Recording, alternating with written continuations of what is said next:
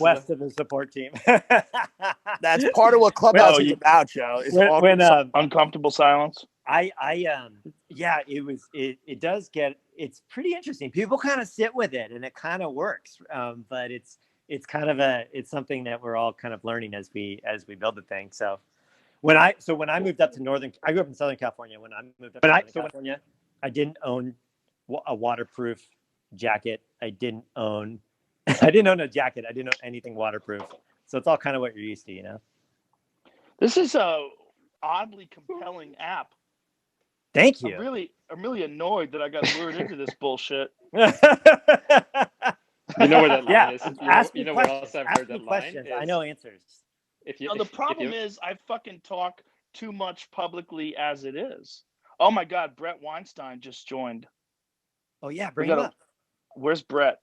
I saw it. It showed up at the top of the app. There's too many fucking people in this room, man. I can't find anybody. That's your fault. That's not my fault.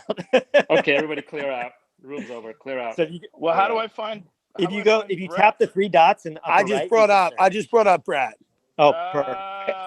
Hey Joe, Hey, good to see you. Hey everybody. What's up, buddy? Jesus, we're all about to get canceled as the intellectual dark web. Listen, that cancel shit does not work if we all just stick together. Get Jordan Peterson up here. Where's JP? Yeah, we can all get together. He can only come on if his daughter comes on too. It's a package deal. Hold on. Is he on the app? I don't know. I'm gonna see if we can ping him. No, I'm kidding. He's busy. He's busy eating meat and salt and lecturing somebody. He's too intense. He doesn't have time for this bullshit. He is very serious. You know, I'm trying to get on the app actually. So I've been, hopefully not making any news, and maybe I need to talk to Paul about this. But I've been talking to Elon and the Kremlin because Elon and his I saw his tweet about that. Yes. Paul, I don't know if you know how I am, but I happen to be Russian, and I am very interested in talking separately on a podcast with Putin. Yeah, you got a hard-on for Putin, bro. We talked about it on the podcast. It's not a hard-on. It's a weird Russian thing. You like dictators. It's cool. I'm fascinated by dictators. I don't like them. There's a difference. There's a power fetish. I'm trying to marry one, Lex. If you want to introduce us, that'd be great. Thank you. Lex, are you trying to get Putin on the app? Is that what you're trying to do? Well, no. Elon wants to get Putin on the app, and Putin, I mean, I don't want to say too much, but the Kremlin doesn't know what the hell this app even is. And they're actually uncomfortable with the whole idea of even any kind of remote thing that they don't drive. So getting Putin on the Clubhouse app would be I would have to be in Russia, and so I don't know. I don't know if I can make it happen, but I'm being pressured from all sides, and I'd love to make it happen because one of the compelling things about this app is you can have just these absurd magical moments where somebody like an Elon Musk and a Vladimir Putin with a translator can just be in the same room together and having a conversation. And then without any restrictions, Elon can be his usual crazy self and ask basically any kind of crazy question as he did of Vlad, the CEO. The other Vlad. Right? The other Vlad. He has a good track record with the Vlads. Are any of these people fake, or are there any bots like there are on Instagram? Like, my boyfriend doesn't think I'm hot, like that kind of stuff. Do they have those? It's, like, no, don't look in my stories. LOL. It is a real identity service. The phone number auth. So yeah. The other thing is it's your voice, right? So it's kind of, you can't even have a social media manager manage it, right? It's you, right? But the picture that you use doesn't have to really be you, and the phone number could just be some burner phone, and you could just decide your name is Natasha, and you have this like pouty lip face, and you want to talk about don't look at my stories. How do I delete something? Yeah, I don't think you'll find much of. Yeah, I don't think you'll find much of that. Like most people who are public figures off their Instagram or their Twitter, and that kind of serves as it makes it so you don't really need to have a blue check mark service or anything like that. I'm just bringing that up because I'm looking at ways that people could exploit this, like where weird things can happen inside this app that are, the exploitation. Well, just bring the exploitation doesn't really come from fake accounts following people. The difference here is that you have to be invited to speak. And when you're invited to speak, you better have something interesting to say, or people will leave. So it's not like Twitter where anyone can barge into anyone's conversation with a fake account and leave an automated post.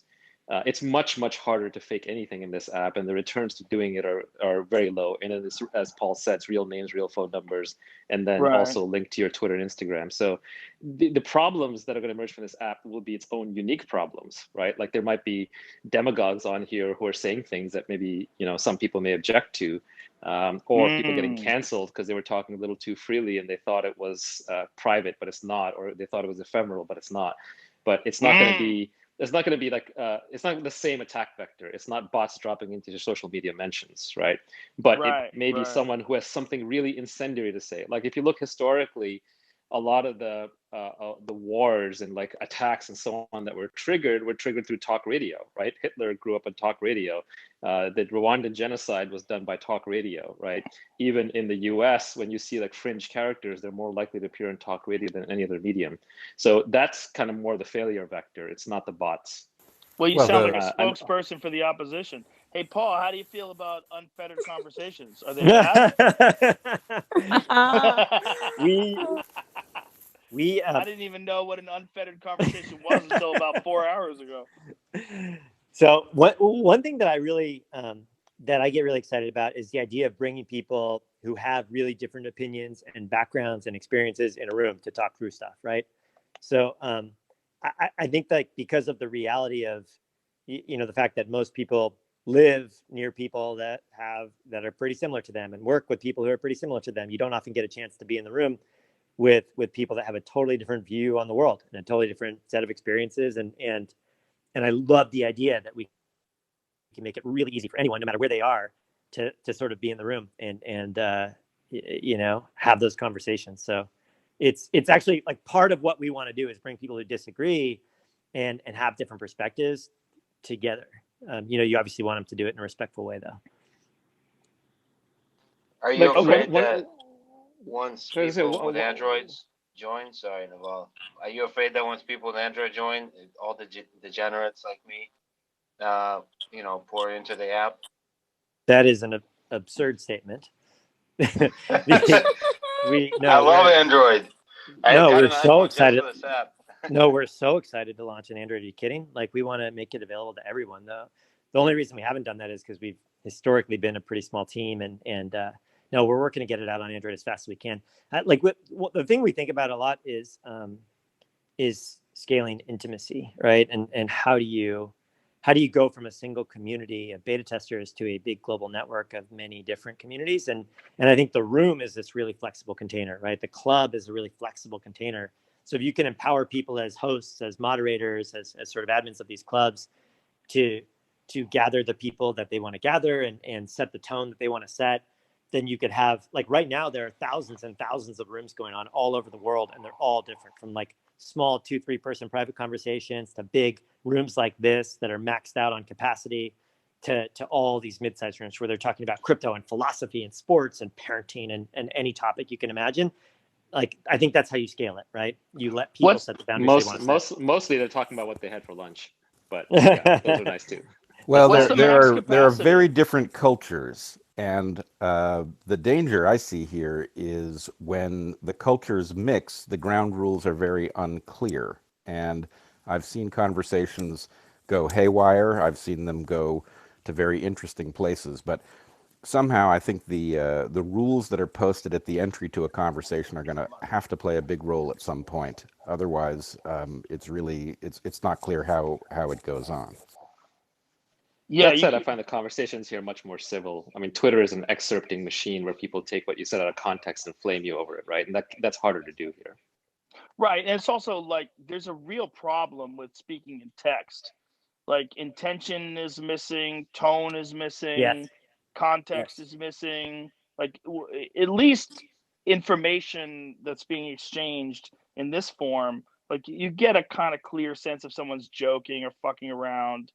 It's you have to be a real asshole to take this and put it in quotes and take things out of context. And at least 7,000 people are going to know you're a piece of shit. Or you'd have to be a New York Times reporter, but we digress. That's what I just said. Right. But like as an example, like imagine that you could only communicate with your spouse over text, right? You'd be divorced within a week. So it's very, if you want emotion and you, yeah, if you want emotion and nuance, then the human voice is the most natural medium. And humans have been like organizing in small groups and chatting with each other since we came down from the trees. And that's really what Clubhouse enables, which is why I personally think this will be the largest social network. Yeah, that's what you're telling me over the phone, and I didn't get it until I got on it. And now I'm like, damn, this is a real problem. How many people can be in a room at one time?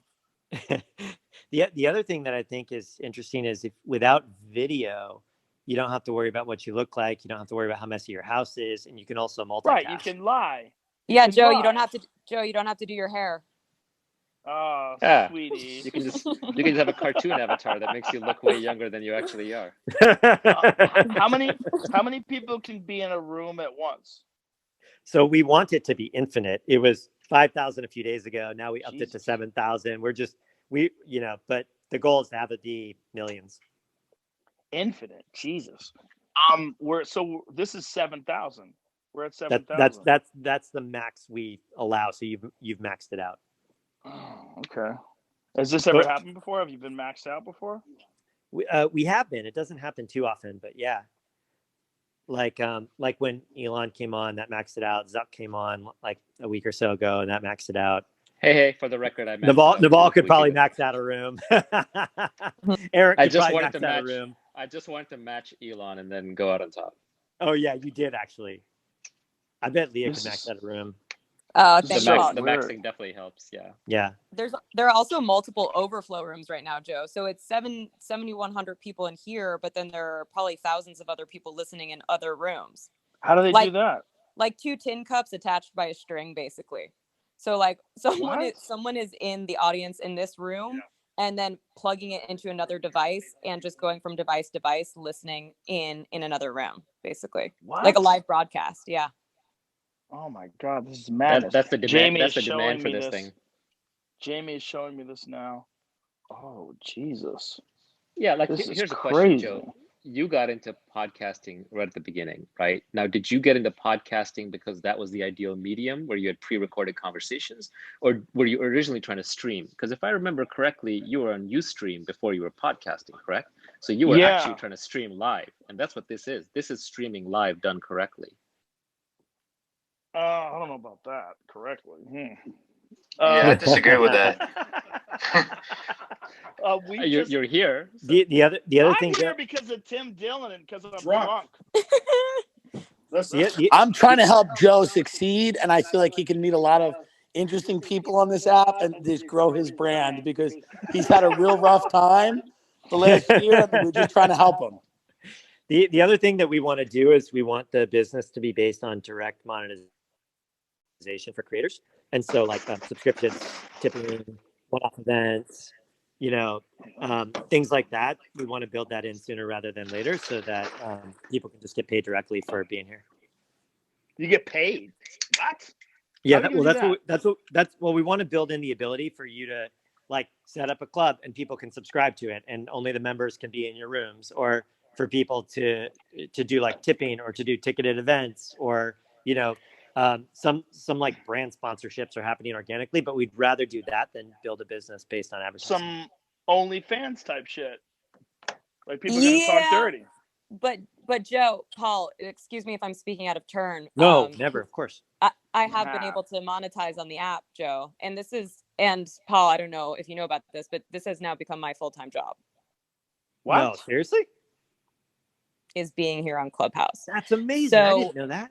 Paul's like, what? That's fantastic. I know. We'll have to talk about it. What are you doing? So, okay, Joe, remember I was just telling you about the stand-up shows? Yeah. Okay, so you know the brand Overheard LA, Overheard New York? Okay, if you look up their account, she just got paid to say that. Essentially a meme account. Did you just get paid to say that? They're cash apping me right now. She basically tricked you into Clubhouse, and then she dropped an ad right in the middle. Everybody go and block Overheard. By the way, that's what I do on Taylor, please write that's about what I us. sometimes do on Twitter. When Twitter puts too many sponsored, ads in my feed, I just start blocking them because I just want to get them out of my feed. But I think it's having the opposite effect of what Twitter intended. So just be careful, Leah. That's all I'm saying. Oh well, I'm just trying to thank you, Naval. I appreciate it. I just wanted to tell Joe how we were able to monetize. So through the stand-up show that we were doing, they contacted us and saw the show that we were doing. And at the time, we were just having comedians put their Venmo, their Cash App, their PayPal in their bio so that strangers from around the world could tip them. So people made anywhere from like $100 fine to like $500, which is actually pretty good for doing 8 to 10 minutes of comedy from the comfort of your own bed. And then Overheard came in and started just paying the comics directly, which was awesome. And Joe, most people haven't really been able to tour right now. I mean, I just like a month ago featured for Russell Peters, but that's the first time I worked in almost a year. And so, I mean, I want to come out to Austin too and do some shows, but LA is shut down. New York is shut down. So it was so great to be able to create opportunities for other comedians during this time. And now other brands want to sponsor the show. And now we're trying to do a Seder on Passover, and we're trying to secure a brand right now that would be so fun for a Passover Seder and just get a bunch of people together. But a lot of people are trying to come on and monetize, just like how you have, 3 or 4 sponsors come onto your podcast and monetize that way. It's the same thing on here. Interesting. So the possibilities are endless. Yes, Joe, yes. Joe, when are you going to have me on your podcast? Whoa, that's a little needy. Just kidding. That seems a little needy. It's more than needy. Bad move. Well, sorry, Joe. We've been friends forever. I'll pull back. Do me like that. For people who don't know, Leah is related to Hedy Lamarr, which is really interesting. And the reason why I had a bit about women inventors, and that's how she introduced herself to me. Because she told me, what is Hedy Lamarr's your grandmother or something? Great aunt? What is she? Cousin? Yeah. So she's a Keisler and I'm a Keisler. Her last name isn't even actually Lamar. Neither is mine. Shocker. Whoa. Yeah, it's Goldman. Welcome to Judaism. And someone just texted me, will Joe interview the president of Rwanda? Like I have some. I didn't interview Trump. Why would I interview the president of Rwanda? By the way, that's the $1 billion question. When does Donald Trump show up on this app? No. On this? Or this feed, or where is he on on Clubhouse? Podcast? No, on Clubhouse. On Clubhouse. Yeah. Is he allowed on here?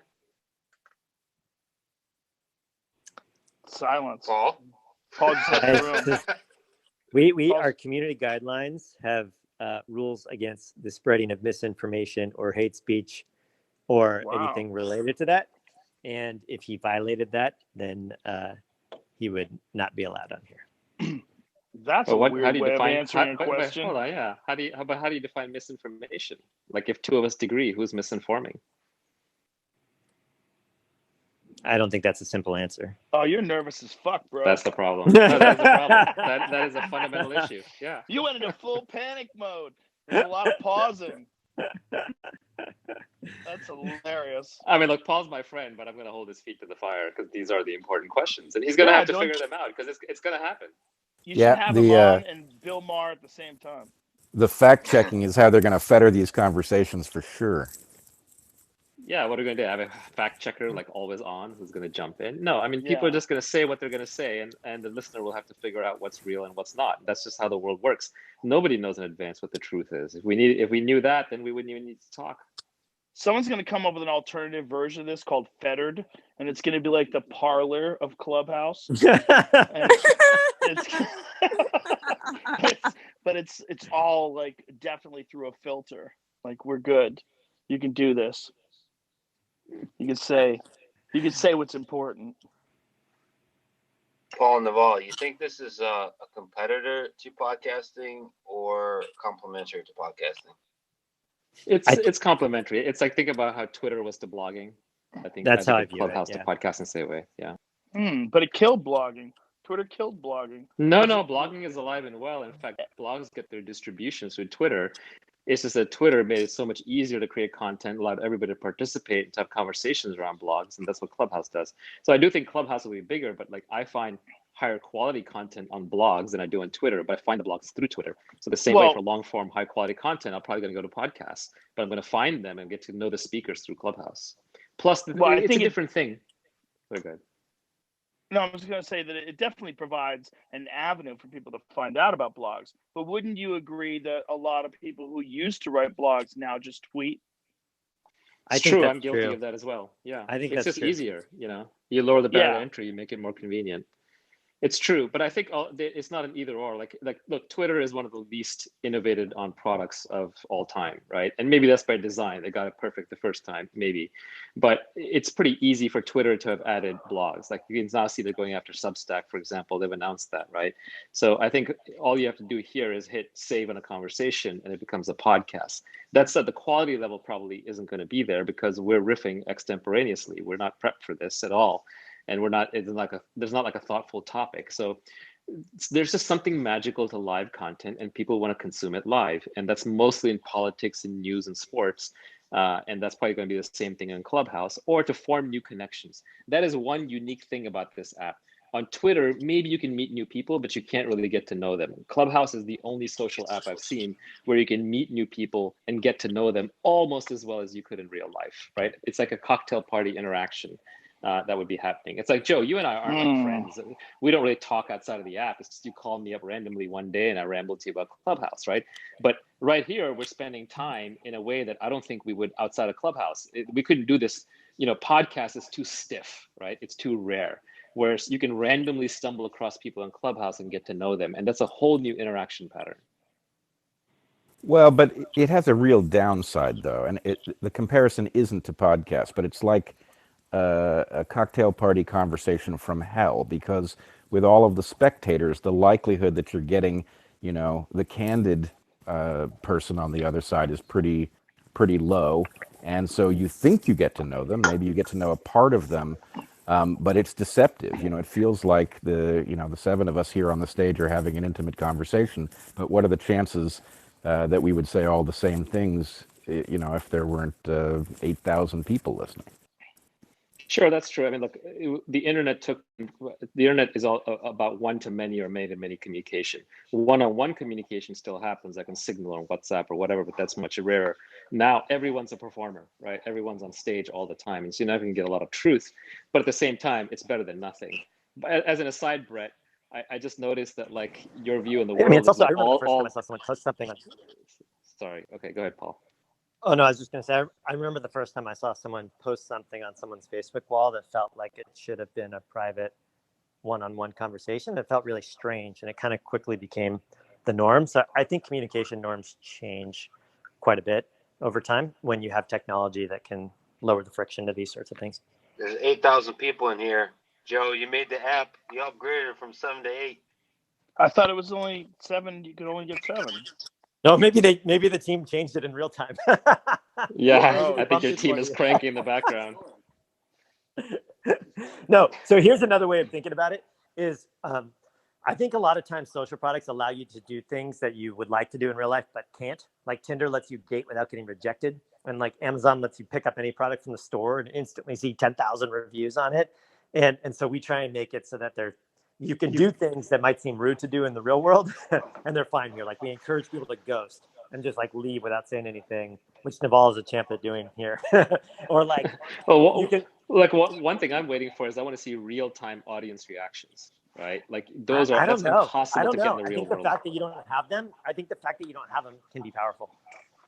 It's true. I mean, if we saw it in real time, it would guide you a certain way, but it would still be interesting to see. I mean, something that's just not possible in the real world. I guess there's applause, right, and booing, but those are pretty extreme cases. Yeah. But like if you're a comedian, that's what you're looking for, right? Comedians get up and do stand-up to get the feedback, to know what the audience wants. That's how they hone their craft. Yeah, I think it's a good point. Like you need to be able to read the room. So I think there are interesting ways to do that. Or like the fact that you can just be a fly on the wall and listen to conversations. That's like going to a party and just putting your hands over your ears, which would be totally rude. Or like the fact that you can look at all the other rooms that are happening while you're listening. That's like being at a party and talking with someone and staring over their shoulder the whole time to see if there's a more interesting conversation. Totally rude in the real world, but we try and make it so you can do stuff like that, and it just makes it feel lighter weight, Do you anticipate this eventually evolving into sort of a more intimate version of this? Like what we're doing now, to me, is similar to Zoom conversations without the video. Like the problem is people accidentally talk over each other. You want to say something, but other people are talking. Like it lacks the intimacy of being in a room with someone in real time. Mm-hmm. But as virtual reality and augmented reality improve, do you think that something like this can be, I mean, what would really be fascinating is to actually, like, if you could scan yourself and have a virtual reality conversation with a person, you know, whether it's through, you know, the HTC Vive or whatever, where you're in a room where you really see the person and it mimics all the social cues and all of the things that make being around a person having a conversation so much more satisfying. Well, you know, it's actually kind of crazy. I think you can make an argument that voice only is the most intimate medium because you have all the intonation, inflection, and fidelity, and tone, and bids and asks, but you don't have any of the anxiety of video. You don't have to worry about what you look like. You don't have to worry about how messy your house is. You don't have to worry about body language. And so people lie down on their beds and they stare at the ceiling, almost like you're at a therapist's office, and you just talk for hours and hours, and you're really sincere, and you can have that sounds to me like a guy who's trying to sell Clubhouse hard. No, but hold on. But look at the evidence. When given the choice, when given the choice in social, people actually prefer to strip it down to its barest essentials. Like you could have Twitter and Facebook right now today with 3D graphics, or at least a sense of location or space, or have better photos of you. But they don't. Like Twitter doesn't even let you add more than one photo. Twitter doesn't let you spatially position yourself. Twitter doesn't let you have like real-time conversations, right? Because people want to just bare minimum focus on social. They care about the socialization, not about all the other pieces. Yeah, but this is a conversation. That's not a valid parallel. This is a conversation. Video is a bug, man. It's not a feature. Like I don't want to see everybody in this room's head moving around, right? That's like too much information. But that's video. What I'm talking about is augmented reality or virtual reality, where you literally feel like you're in the room with the person, like a virtual reality video game. The technology there is so far away, and it's so heavyweight. How far? Like, do you want to strap a rig onto your head right now and walk around your room? It's too much. Have you ever used Oculus? Yeah, I have both the Quest 1 and Quest 2. It's a headset. Yeah, it's not that big a deal. Nobody uses it twice. That's the kind of product you put on once. You're like, holy shit, what this is amazing. What are you talking about? Who uses Oculus more than once? That thing has not taken off. Nonsense. I use it all the time. You're a weirdo. Studio. You're a weirdo. No, you're a weirdo. My kids, when they come to my studio, the first thing they do is run over and grab the Oculus and start playing games on it. It's awesome. Really? Yes. You're the first person I've heard that for. That's not true. I get no repeat value out of it. The thing gives me a headache. The games are repetitive and lame. Some people like jazz. Some people think it sucks. Listen, it hasn't taken off as a product. It had the numbers or the evidence. It hasn't taken off as a product. I'm not saying it won't. I'm a big believer in VR AR, but I think it's got a lot of problems. It's still quite a ways from prime time. Don't you remember when VR was something that was like really thought of as being the future? You remember that? You remember when people thought about VR? No, it still is. Someday. It still is. I think it still is. It's just a ways off. Right. But it's not quite there yet. But if you get into games, like what's the game where you have the wands and you whack at the cubes that are coming your way? You know what I'm talking about?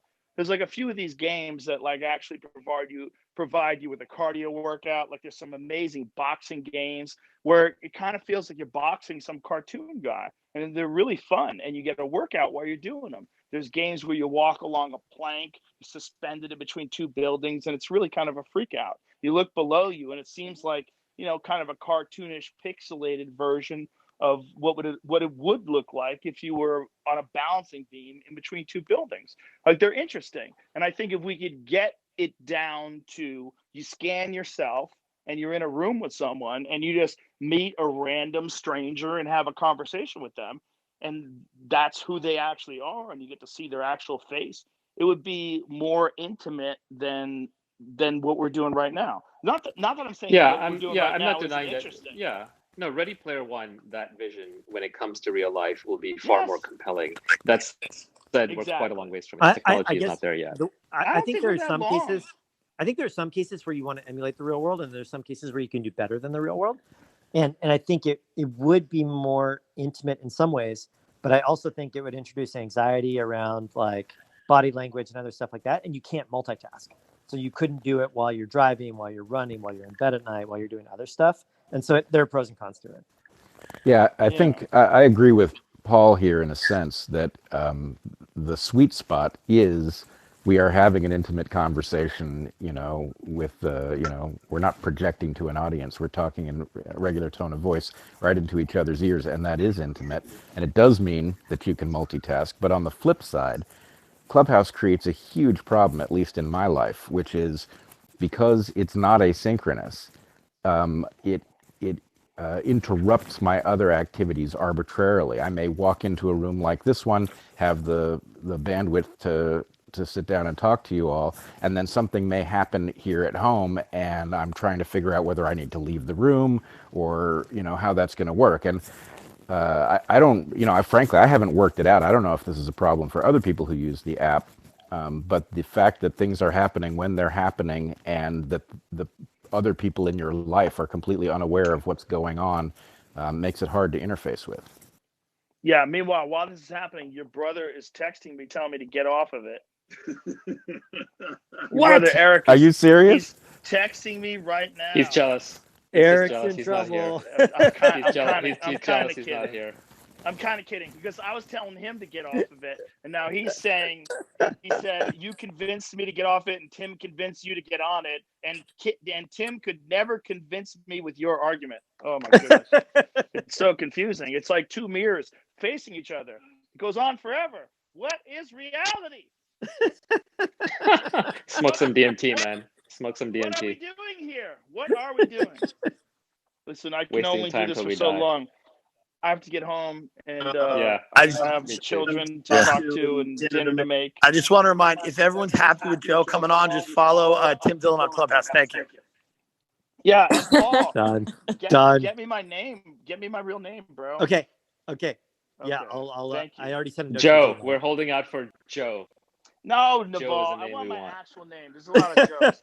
I want Joe Rogan. I want the letter. Christ, I want half of the letter J. I want it to be the shortest possible name. You're so silly, Naval. Capital J.